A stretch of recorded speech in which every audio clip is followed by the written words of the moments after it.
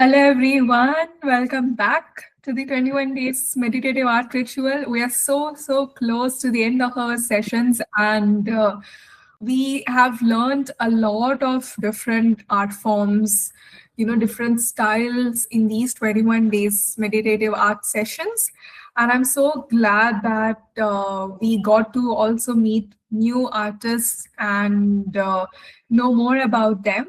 So today we have Gunjan. So with Gunjan, I love her calligraphy.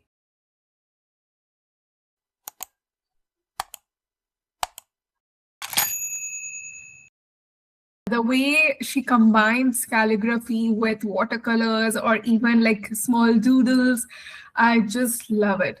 So obviously we met over Instagram and I really admire her work, and that's how we are connected as well. And today, I really wanted Gunjan to be a part of this ritual because calligraphy is something we all would love to learn, and it has been always included in the past sessions, like in the past ritual. And I just felt like, this time it should be as well, and no better than Gunjan. So if you really look at her profile, it's so intricate, so beautiful, so detailed, and just precise and sharp, right?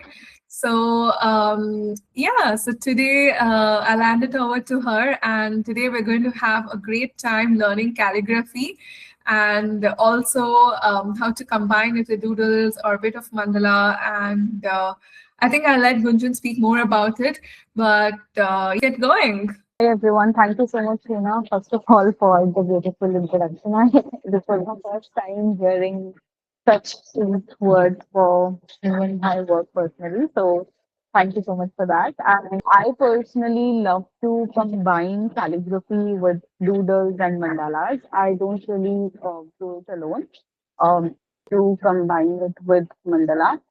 And I personally love Evil Eyes a lot. Like it is one of my recent obsessions. So we will be uh, drawing it with Evil Eye only. So here I am using a round sketchbook. You can also use a normal sketchbook.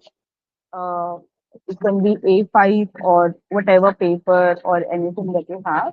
I'll quickly tell you all the materials that we need, and then maybe we can start. Like I said, we'll be doing Evil Eye mandala. So I have chosen the colors. It's brush pens, Tombow brush pens. For those of you who does calligraphy, you know these are the best brush pens. And apart from that, for mandala, we will also need a compass, pencil, and fine liners. And we will be writing a quote. So tape, uh, a normal cello tape or this sort of tape for covering the parts will also work. I'll just quickly show you what are we trying to achieve in today's session. Um, so something like this, but in Evilai. So you see that this is the part where we'll be using the tape and then we'll draw mandala around it. It is going to be different, but like I've told you why we will need the tape and everything. I hope of the paper. You can also find the center of your paper, whatever paper you are using. You can find the yes. So A5 watercolor paper, perfect. So if you are using an A5 sheet, so maybe you can just basically find the center and then draw some concentric circles like maybe one or two. So once we find out the center, what we are going to do, so I basically decide what part of, so whenever I'm making the mandala, I generally decide like what part of the mandala I want to keep my coat in. Okay. So for today, I've selected only this part. I personally select it very randomly. But if you want to do it, it also depends upon your coat. So today I wanted to write. So for example, if I wanted to write these three words, I chose a bigger circle. But today I want to write just, I am protected is what I'm going to write. So in that, protected is going to be my main word, which I'm going to write with calligraphy. So for that, I have, kept this much space. You can also extend it if you want to write a bigger code, but I wanted to write a smaller code. That is why I've just kept this much space. Now I will tell you how to define these lines. Okay.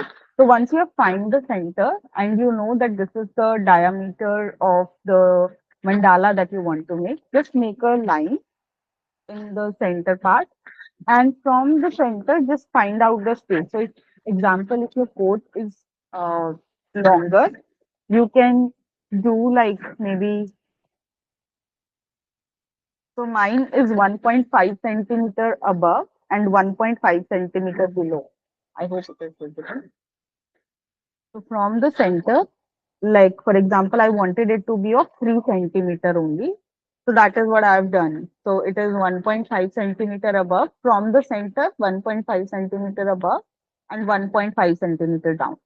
But if you want to write a bigger quote, maybe you can just find out maybe 2 centimeters from above, 2 centimeters from down. It has to be similar, right? Because we are making a mandala, it has to be the same distance up and down. So once you find the center, it is important for you to mark the lines where you are going to write the code. If you also want to write the code, I am protected, you can do this much distance. Otherwise, you can do it bigger also. Quick question, Gunjan, if I may ask, Yeah. the sketchbook, where did you get it from? Oh, it's from a stationery store called Bunsel's Online. Oh, That's how their Instagram goes by. I will share the link, but I think this size is currently unavailable. They have one in the smaller size, this is 7 inches. So they have one in 4 inches, this one, and one in 11 so inches. cute. Yeah, I really love it. So cute. Thank you. So once this is done, we are going to use the tape. Why the tape? Because I personally love crisp edges. If we deal with watercolors, so for example, in this particular picture, I've used watercolors in the background. So just to avoid the color in the spaces where I'm going to write the code, I generally cover my coat area with this tape so that the color does not come here. I like to do it that way. So to get the crisp edges, I just apply the tape first and then do the background part. Similar thing I have done here also. Apply the tape and then just use the watercolors in the rest of the part. Today we will not be using the watercolors, but even if we are going to use brush pens, I like to have crisp edges. That is why I'm going to apply tape in this particular area. So I did not have a thicker tape, so I needed before the session only. So I've combined like 3 tape pieces, and which is the size of this particular space only, and I'm just going to cover it. You can do it without tape also, and you can use the tape as well, whatever is convenient for you.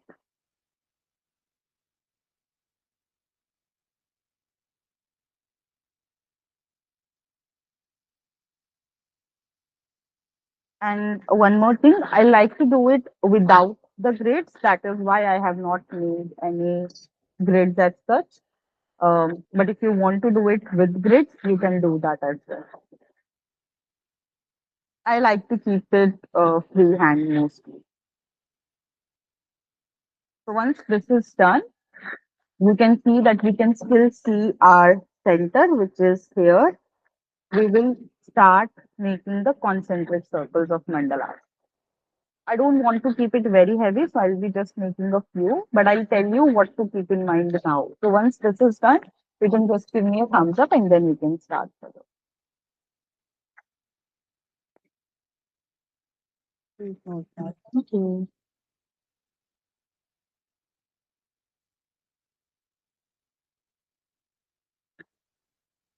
Like I said, I want to do evil eye. I'll show you one example.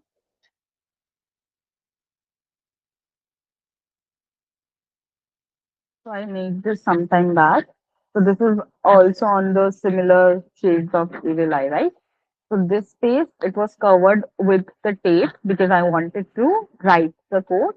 And you can see that because we have made evil eye, I wanted to make sure that the heart is visible even after I've written the code, right? So I want the colors of evil eyes. If you know that there is black in the center, and then there is this color, then there is white, and then there is dark blue, right? So four concentric circles have to be in such a way that they are visible even after we are making mandala. So it has to be visible on the top. Four colors, right? Black. Then there will be this color, white, and blue. So we will be making four colors so that because let's say if you make this much circle, right? It is just covering the tape part. So it is of no use. That is why I'm saying we will make the circle in a way this is not right. So we will make the circle in a way so that it is visible even after the tape has been removed. If I will remove the tape, then the color should be visible. Okay. So this is the center. I am going to make my first concentric circle, which is going to be for black. You can make it like this. Then I'm going to make the second concentric. So even if I remove the tape, my black color will be visible. Then second concentric circle I'm going to make for the light blue shade.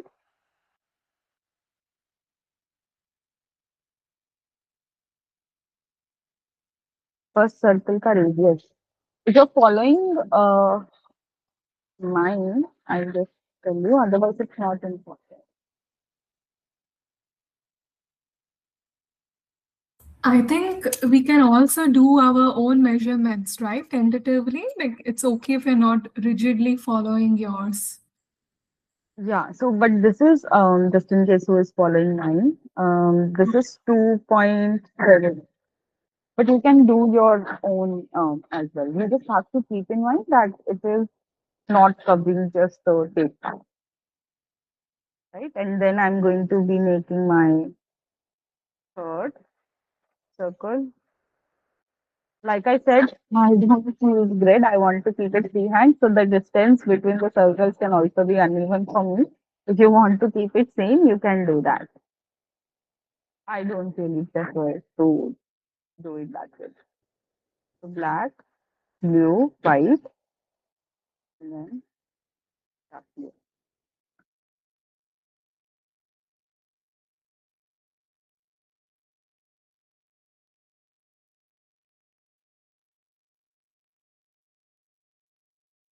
And do some concentric lines so that it looks good. We generally do concentric line in mandala, so we can do that. Double down all the lines if you want to.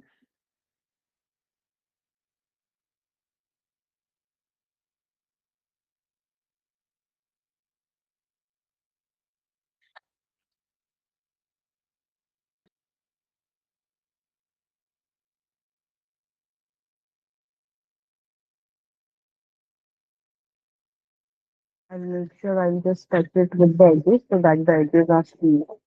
For those of you who haven't used the tape, please make sure that you do this step very precisely.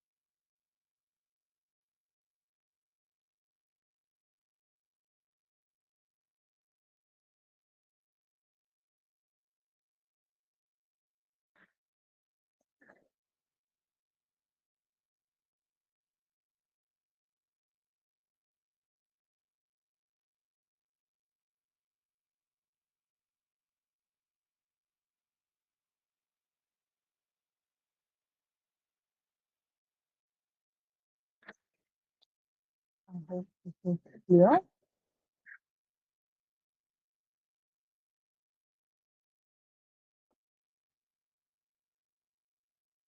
Just to be on the safer side, I'm just drawing using a brush stroke fine liner. I'm just drawing the red one so that my colors don't go out.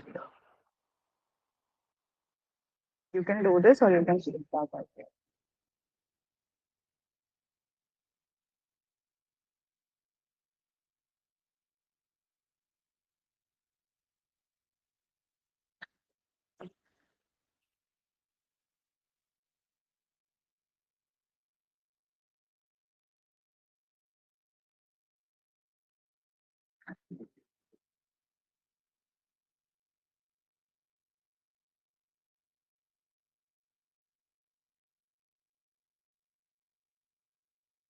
So, Gunjan, when did you discover calligraphy?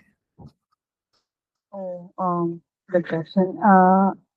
I think I always loved writing beautifully actually. So I was one of those kids in my class who used to decorate teachers, say, uh, what are those attendance registers and everything. So I was one of those kids.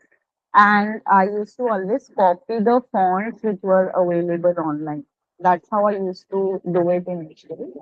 But later, when I just completed my school, I realized that this is a full-fledged profession and there's a real term to it, which is calligraphy. So I used to initially say that I use fonts and I use like Google to use those fonts and I used to write beautifully. But later I discovered that this art form is called as calligraphy. So it was back in 2017, 18. That's when I discovered that it has a name and everything. And then I randomly one day came across one profile which was who that person was using brush pens. And that's when I thought like, wow, this is something beautiful. And I really got, because I loved doing it already. So I thought like I will also grab this one day and then just do it. So that's how my journey with calligraphy basically started out of curiosity, randomly after in 2017, 2018. And yeah, it's been a long journey. I am a self-taught artist, so I just discovered that okay, Russian and just cutting, and later I bought also, but I kept it. See, I'll do it one day because I was in my college when I got the questions and everything. And then when during the lockdown, I actually started doing it. So I thought let's just give it a try. So initially, I used to do fox calligraphy, wherein you don't really need brush pens and everything. And then I switched to calligraphy. Just calligraphy.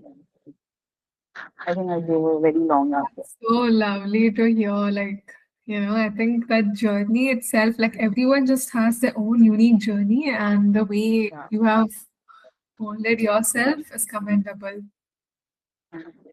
It was coincidence actually, because I always loved it, but didn't really know. So I think it was just meant to happen. And I used to do it a lot during lockdown. I used to practice a lot, see a lot of sessions, attend a lot of sessions, and do it. I think lockdown really helped me. Then I started doing it regularly. It really became my escape from the world. I really do it just for the love of it, not for any other purpose.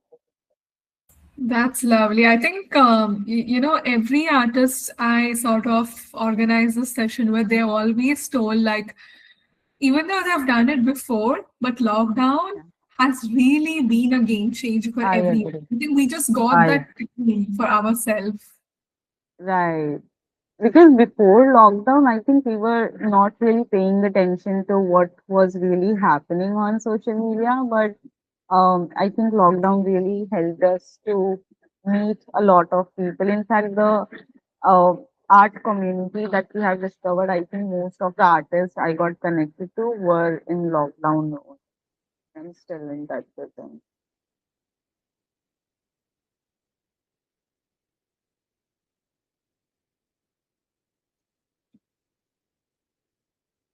I'm always afraid of watercolors. That is why I love going with brush pens. So most of my artwork that you will see on Instagram as well, They are majorly done with brush pens because I'm slightly afraid of watercolors, and I feel like it's a difficult medium to handle. But brush pens, you don't really need anything. You just need a brush pen and a paper, and you're good to go. You don't need a lot of stuff. I would partially agree with you. Like, I think when you're working, especially with smaller spaces, yes. But, I would really want you to try and look at Ishwari's session on watercolors. You will fall in love with it. Like the way she Yeah, explained about the medium, the way she explained about the different books available, like the papers available, right, and I was mind blown. So I think I would really, really encourage you to look at that. But otherwise, yes, everyone just has their own style. yeah, With brush pens, one feels comfortable. Like even I have brush pens, and sometimes it's just easier and less messy, right? Like you just grab it right, and you just do it, like you're done. right. With Yeah. watercolors, you have to be a little controlled, and I can understand where you're coming from, but I would really love for you to have a look at that session. Yeah, I think I did a little bit of it, but yeah, I still so lazy to discover. I think with brush pens, you don't have to really check your paper. You can Oh, literally do it on a printer paper as well, right? So, yes, yes. in terms of resources, it's the most It's very handy. easiest, very handy. You don't really need anything. I agree. Like even for me as well, like I do use watercolors, not very frequently, but then it's mostly brush pens, and it's also because like you're traveling somewhere, you just keep that and then that's it, you're done. You don't have to carry Yeah, brushes, you don't have to carry watercolor, anything else, right? right. And like brush pens, like domes, I think you can also use them as watercolor. So that is also one of the good parts, right? I mean, you can just use an OHP sheet, use it on them, and then just use them as watercolors. I think that is also one of my favorite techniques to use brush pens. So, like for a quicker surface, quicker watercolor effect, I use these only. But I'm I trying agree. to learn. I'm still trying to learn watercolors. No, no, no. Same here, and I agree. Like even the Bristol ones, you just sort of do it, and then you take very little water, and then you just do over it. It gives a very nice watercolor effect. Right. And I'm someone, like I generally prefer to not have a lot of hassle when we are creating something, So that is why maybe what brush pens are like my go-to mediums for anything. What I am doing is I'm just covering one part with the dark blue and I'm not going to cover the upper part. If you have done it, it's okay. But if you have not done it, you can also do this. Why? Because on dark blue color, the black color or the mandala will not really look good, or you will need to use a white pen maybe. But I think I just want to experiment now randomly. I just want to use this part for the mandala for this particular row, and I'll just do something else with white pen here. So you can do it this way, or you can. So once this is done, so I'm basically done with the coloring part. I am going to remove my tape. I hope if you are using a watercolor paper, you know that whenever we have to remove the tape, we have to make sure that we are doing it from the edges so that it doesn't tear off your the rest of the paper. This is one of the techniques that really helps me to remove my tape in the easiest way possible. Otherwise, it sometimes take off the paper, but when you are doing it from the edges, it really helps you to not let that happen. So if you're seeing, I'm constantly coming to the edge just to, and then pulling it, right? This trick has always helped me. I don't know if you've tried it or not, but sometimes when I forget to feed this tape, or when it is a lot more sticky and everything, and when I forget to use it on a paper just to lessen its stickiness and everything, I just try this technique and it really helps. As you can see, we have got our crisp edges.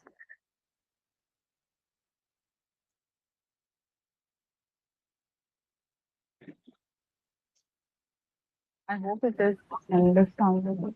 Yeah, I yeah. have always tried the technique where you sort of pull it at an angle, but this is a very interesting technique. Thank you for sharing. Thank you. The angle thing sometimes works for me, but sometimes it doesn't. So when I try this, I think it always works because most of my artworks nowadays are with tapes only. So I think Right. this really helps. This really helps.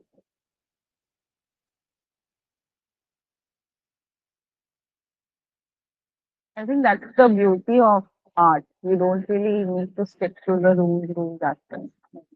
For something. I agree with you. So for those of you who don't know, calligraphy are of different types.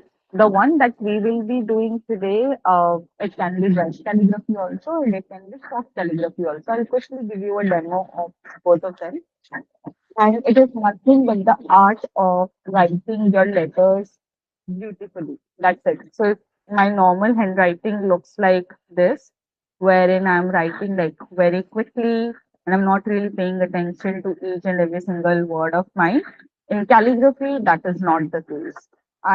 If I'll be writing my name, for example, I will be making sure that my speed is very slow. I'll be paying attention to each and every single letter that I'm doing. And all of these letters are generally made by using some basic strokes.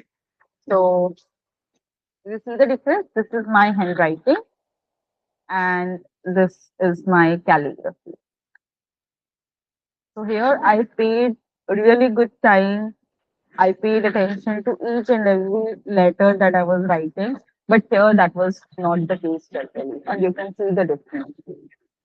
So there are certain basic strokes, 8 to 9 strokes, which helps you to write these letters in calligraphy. The basic rule, the basic thumb rule that you have to keep in mind is whenever we are writing anything in calligraphy, we will have to make sure that wherever our hand is going up. So let's say this is called as an upstroke, wherein I'm moving my hand in the upper direction. And wherever I'm moving my hand in the lower direction, that particular stroke or the down stroke has to be thick. This is one golden rule in calligraphy that we generally follow. The upstroke, wherein your hand is going up, it has to be thin, and the downstroke, where your hand is coming down, it has to be thick, right? So these are some of the basic strokes that we have. Entrance stroke or the upstroke, like I told you, downstroke, which is because it is coming down, it is thick. Then there is oval, which, like a normal oval, we generally start it from this particular space. So there are certain lines, x height and everything, but that will actually be complicated for this session. So we can just see what best can be done. So if you notice, I want you all to pay attention here once. So if I'm starting my oval from this particular space, if you notice, my hand is moving in the upward direction till here, and then from this particular point, it is coming in the downward direction. Till here, it came to the downward direction, and now it is going again in the upward direction, right? So these are the 2 points where it was coming in the downward direction. So this is going to be my downstroke, and I will just make sure that I double it down and make it thick. I hope that was clear. So wherever it is coming down, we have to make it thick. So if you notice, I made this with a brush pen and this with a pencil. So whenever we are using a pencil or a normal pen to do the calligraphy, that is called as spot calligraphy, FAUX.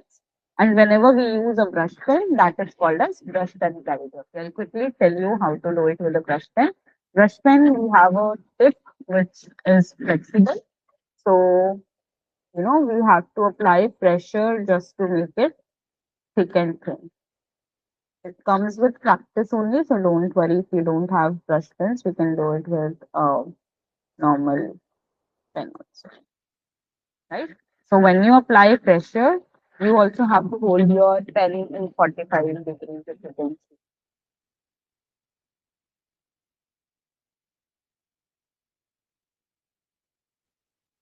right? So that's how it is done. So this is an oval stroke. Then comes a underturn, which looks like you. So like I have shared here, I can send you the sheet also if you want to. The downstroke when it is coming in the lower direction. So we have to make a U here, right? So when it is coming in the downward direction and then it is going in the upper direction. So we will just make it thick till this part. For the transition to be smooth, we are making sure that we are drawing a parallel line, but doing this.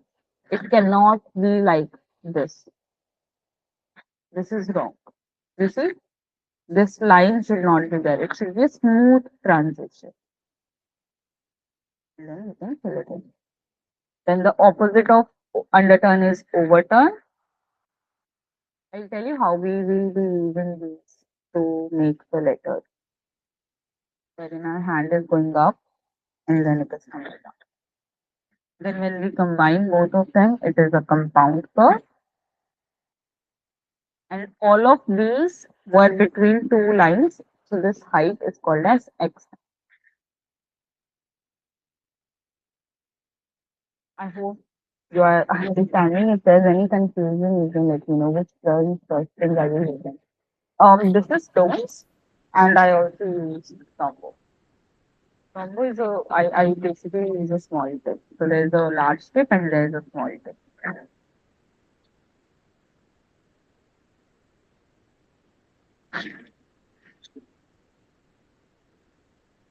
And So, then a there is, beginner yeah, starting yeah. out calligraphy, what pen would you recommend? Brush pen or fox calligraphy, like fox style?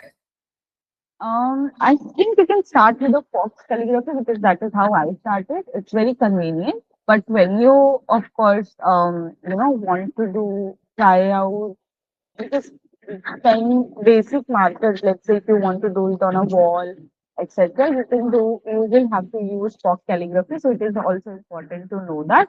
But if you're doing like I'm doing it on a paper and everything, you can also use brush pen. But we can start with fox calligraphy. I mean, for brand activation, so for example, I wrote "Love You" on this bottle, right? So this is for calligraphy. I haven't used any brush pen like that. It's just a normal marker that I have used. So it also depends upon the surface. Generally, we try to use brush calligraphy on uh, normal pen pencil also. For calligraphy is good to go. Right, that's a good. And what pens would you recommend to get started? Doms is a good one. Brush pens, are you talking about? No, if you're starting with fox calligraphy, Normal pencil. This is for calligraphy. I'm using a normal pencil. yeah. Anything works. So that's the best part about calligraphy. You don't need any supply, Okay, just a yeah. pencil, pencil, everything. So we have like normal gel pens, that also you can use. Eyeliner also, if you have, you can use whatever. For soft calligraphy, you don't need anything. You just need a pencil. Or And if you want colorful, brush then pen, then you go for the DOMS is a good one to start with, right? Yeah. yeah, I personally go ahead with those, but for beginners, there are also little gel brush pens. I don't prefer Camping honestly, and I don't recommend it to anyone else. Well, so in my page schedule also, I generally tell people to go with uh, domes only because the tip is really good, handy. With Camlin, I think the tip is quite long and everything. So to maintain the pressure and everything, it gets slightly difficult. But Claire, I just quickly show you if you want. Claire also has breakfast and those are also like really good. So you can try it out as well. Like for beginners, they can try Flare or Domes. I prefer Domes because They are very pigmented, so I can use them as brushes and dots. Sorry, watercolor dots. Right. Okay. Thanks for all of this information.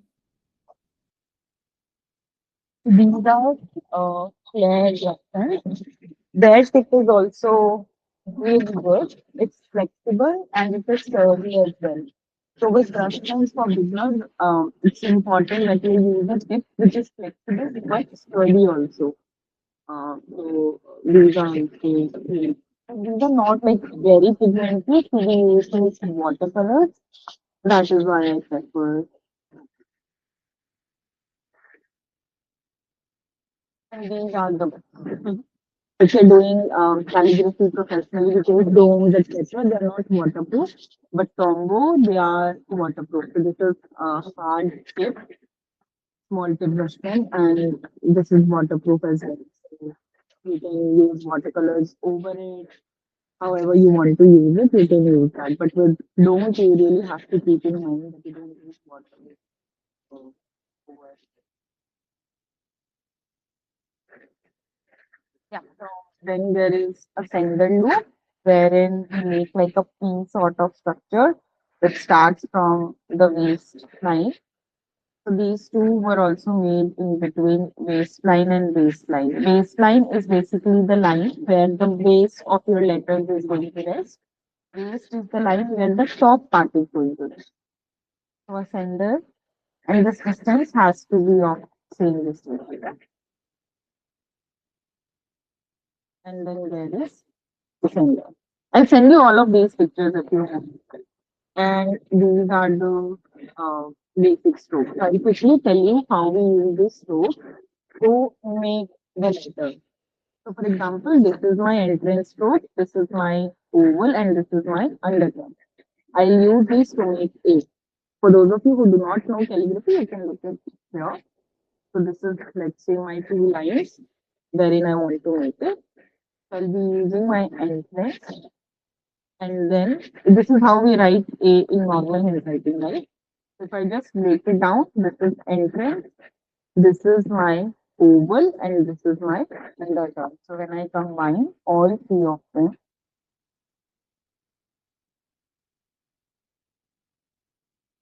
I get my A. Right? And then wherever it is coming down, we can make it. We have to make sure that the thickness is uniform in all the letters. So if it is this thick, it has to be thick.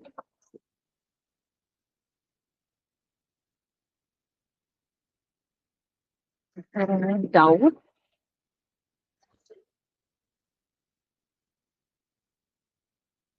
for example, if I have to make G now, so for G, we will be using this, and so again. Yes, this is how we make G normally. If I break it down, this is entry, this is oval, and this is December loop.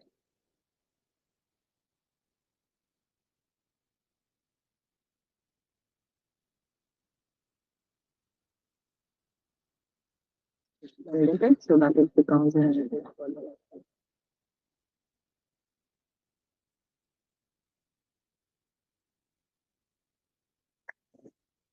If anyone has any doubt, you can let me know. So now we are going to write. Like I told you, I am okay, so I am protected. I will be writing I am generally, and protected is going to be my main word, which will be covered in this particular part.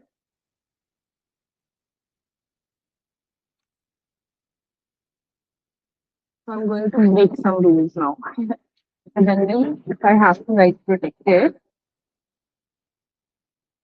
let's have to use this is how I would write it. Will be capital, and this is my agenda line, this is my baseline, and this is my baseline. Okay. This is the capital P. Normally, I have written. And then R we generally make like this. O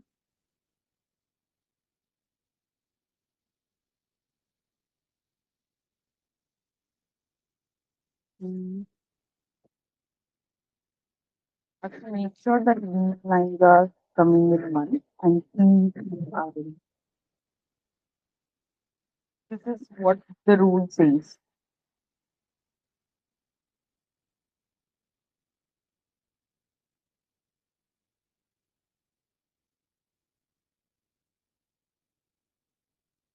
But when you know calligraphy, you can always just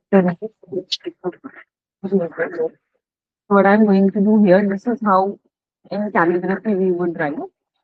But for this particular space, I want to use the complete part. I don't want it to have like this kind of spaces a lot because I think that will look very empty. So that is why I will just be manipulating this, this distance. I'll just quickly show you how, but I just wanted to tell you that this is what the rule says that you have to follow these lines generally, the center, base, and base, and it has to be like same distance. So if this is two distance, two lines distance, this will also be two lines. This is what according to normal range. But for my particular composition right now, I will not be following. So what I'm going to do, I am assuming that most of us here do not have brush pen. So maybe we can just do it with uh, finalize the normal thing. We get to know how to use optimally.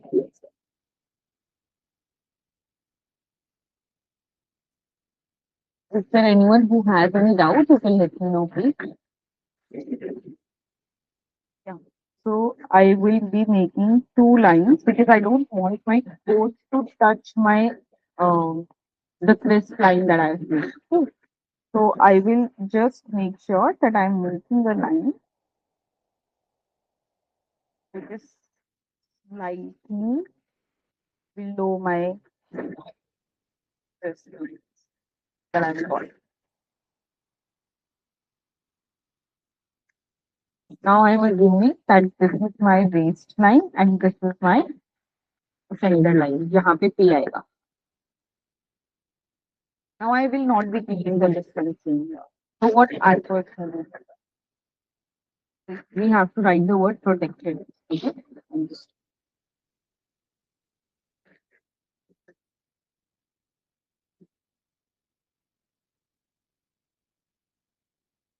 firstly, I will just write my word normally and then I will double outline it so that I understand why I do this is to understand what is the thickness that I can incorporate in all of them.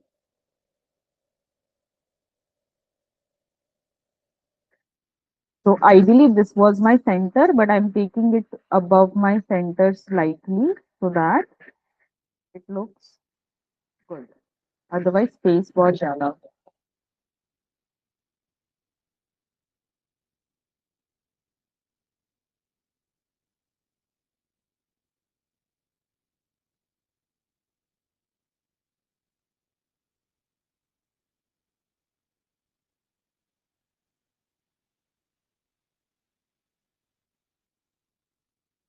For those of you who are not into or not calligraphy, it might look a little bit uh, difficult to you, but you can organize the question if you want to.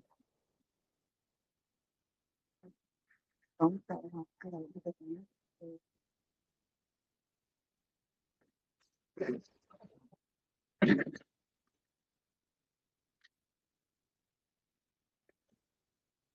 it's a slightly tricky part, but with practice, it comes very easily to you.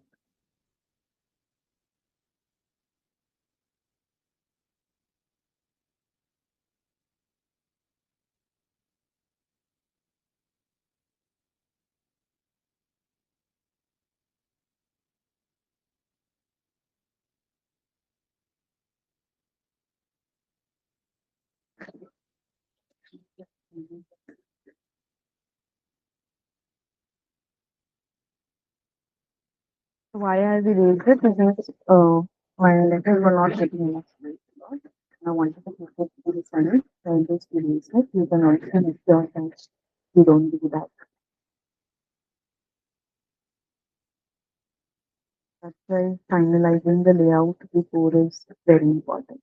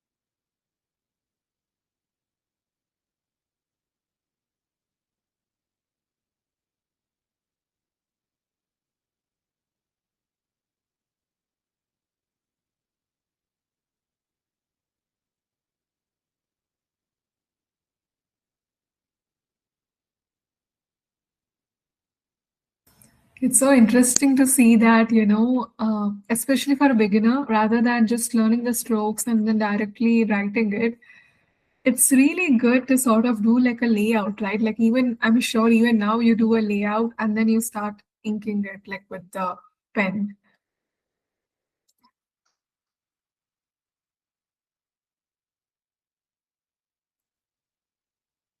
You're on mute, Gunjan.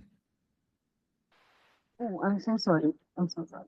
Yeah, sometimes I do, but I'm very impatient also. I done the cases where I mess up, but I of course know how to fix it. So I just try to just like I haven't messed up. I can do mess up. But I do it without the others sometimes. But it is Love. important to do it with the layout. It takes a bit more time, but I think it's really important to do it that way.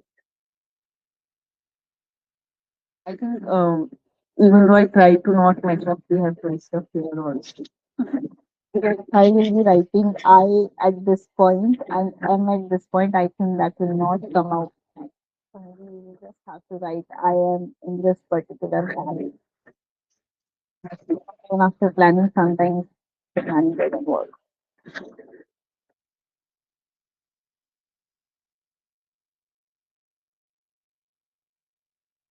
So for those of you who have spaces above the course, you can write I am that space like I have done in this particular course.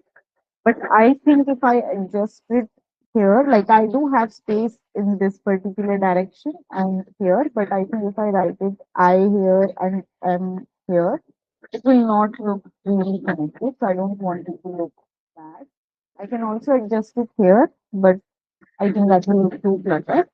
So what I will do here is I will just use my white pen and write I am in this particular space. And then just cover this space with something white. Just to make it that. And this doesn't happen all the time. Like you can still you still get spaces in you know,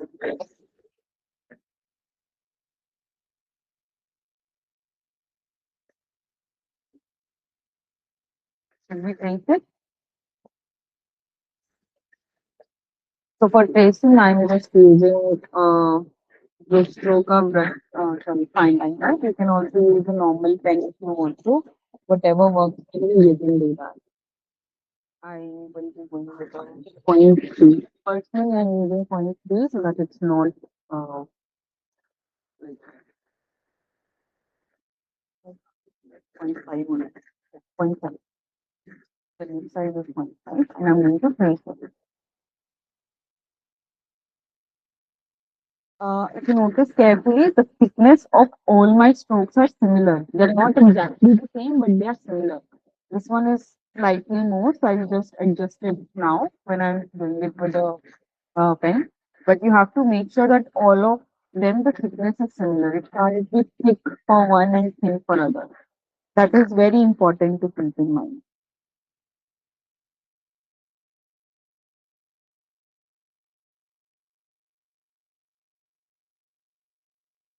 Most people don't really pay attention in that part, and that often messes up their entire calligraphy artwork. With brush pen, also, you have to keep in mind that way, and with fine liners, also,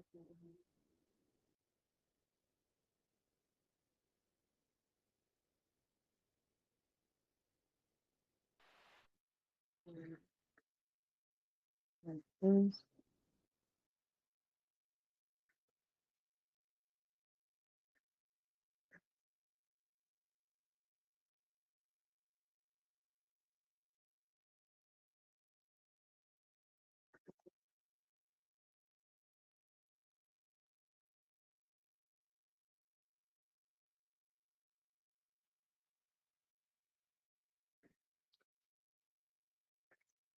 You can also fill in colors. So if you don't, I personally don't do that.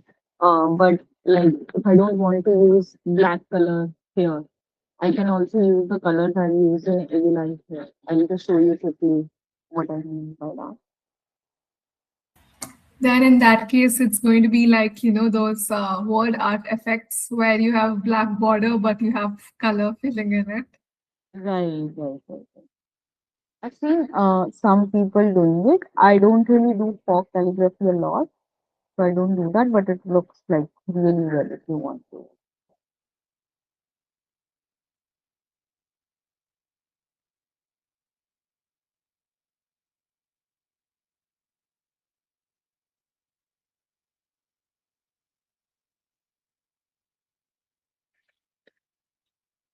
Just to show you, maybe I can do that, but I will still fill it with black pen.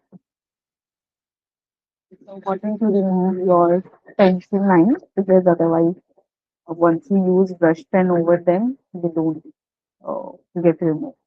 So you can just remove the pencil lines.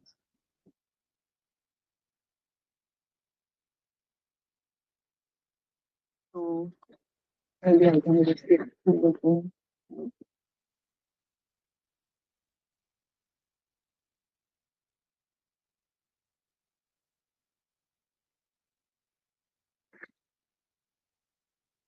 Right.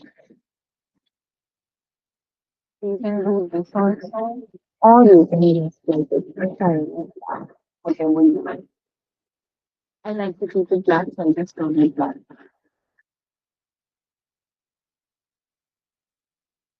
I rather like to give it, you can notice here, there's a shadow. So it is black color ka completely, and then there is shadow at the back. So I like to keep it that way. I just keep it now. But whatever you want to do, you just fill it in. If you don't want this hassle of filling it and everything, you can do it with the brush pen.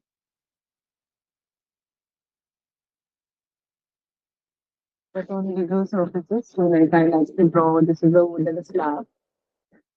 I use to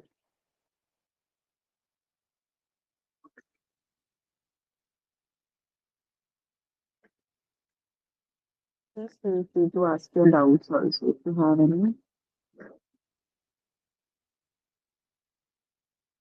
Also, it's important to make sure that there is a visible difference between your thin strokes and thick strokes. Some people just make their thick strokes also very thin that you don't see the difference properly. But if you look here, you can see them very clearly.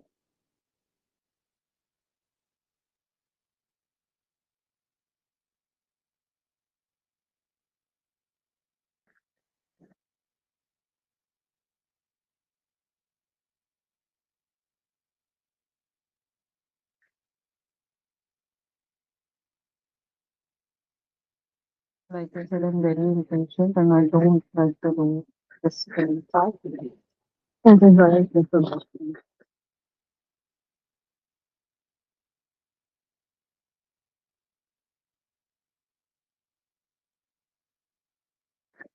And this is one of the practice that I follow. Once my entire body is stuck, I also just once, use my pen again on the thicker stroke that I have done, so that it also looks uh, complete and better.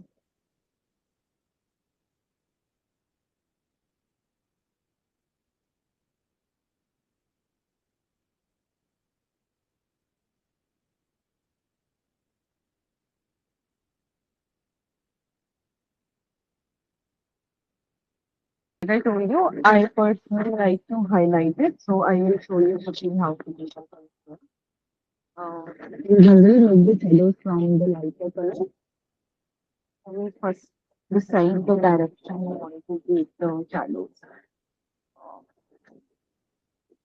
So if this is my letter, this if this is my letter, I have to decide. So this is my left side and this is my right side of the letter. I will have to decide which side I want to take the shadow. I personally prefer to do it on the right side. So for every stroke, you will have to keep in mind. So for let's say this stroke, this is the left side, this is the right side. For this stroke, this is the left side, this is the right side. So if I'm saying that I want to keep it on the right side, what I will do uh, is just for every stroke, I'll choose the right side and make the shape. I hope it is visible.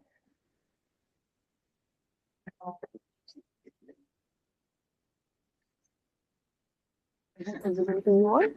Yes, yes, it is visible.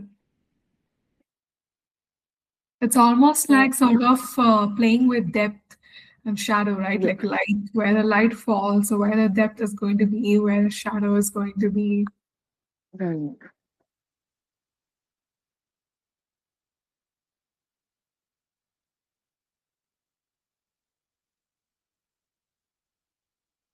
I personally used to find that very complicated initially. That is why I just fixed I use the right side always.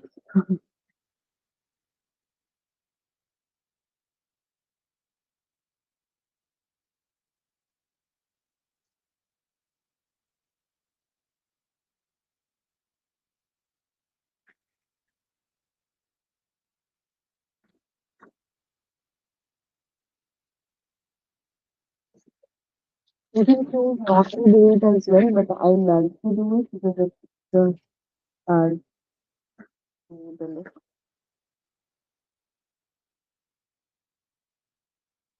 So we have a question from Dinesh on how you chose the right side and left side. Um, it's basically shadow, right? Like So you sort of chose one. for example, this is my Can you hear me?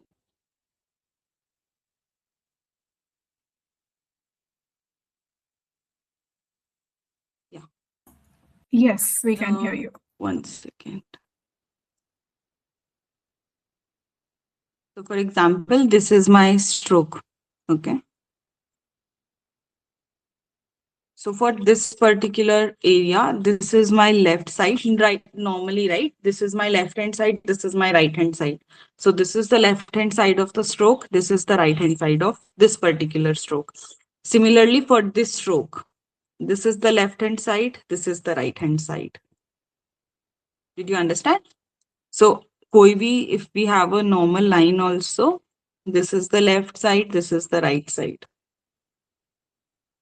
So that's how I do it. So for every stroke, so for example, if this is the stroke, this is the left side, this is the right side. So I just choose the right side. For this particular stroke, this is left, this is right. So I'll just choose the right one. Okay.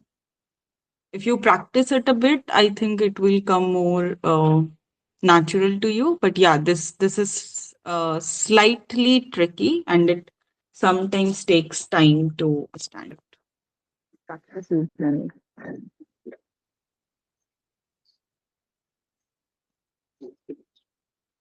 I agree. Even with any art form, it's so important that you practice the basics. Only then you sort of know. Like, I did try looking at you and do it, but I could only make a habit of the downstroke and the upper stroke, right? Like, okay, downstroke has to be Yeah. thin, and when it's coming from the top, it has to be like, sorry, when it's going up, it has to be light. When it's coming from the top, like a downstroke, it Mm. has to be thicker. So I sort of got a hang of it, but Right. it's still there, right? Like you need to sit and then keep your mind at it with upstroke, downstroke, get a hang of these terms. The Yeah, starting point is muscle memory in calligraphy. So now, if someone takes me, asks me to you have to do calligraphy, I can do it in my sleep also because the muscle knows where to go down and everything. It comes with practice only, and this is like 3 to 4 years of practice. So I also, make mistakes sometimes and everything, that is fine.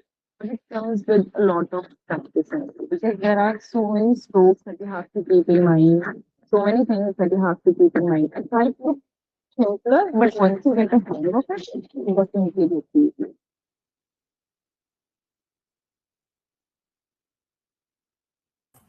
I agree. Perfect. And if you would like any sessions or guidance, please do reach out to her. I have shared her Instagram profile, and you can definitely connect with her there.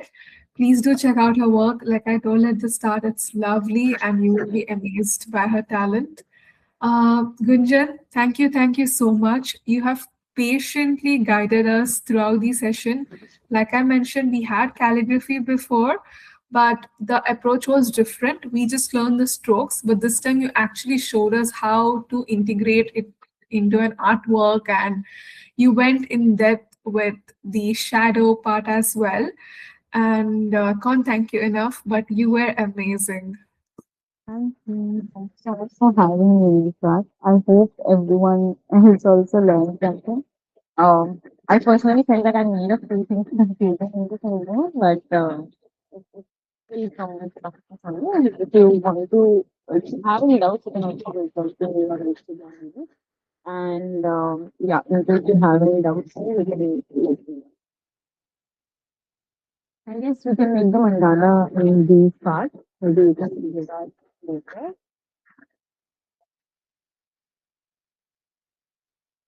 Mm. Absolutely, absolutely. Thank you so much.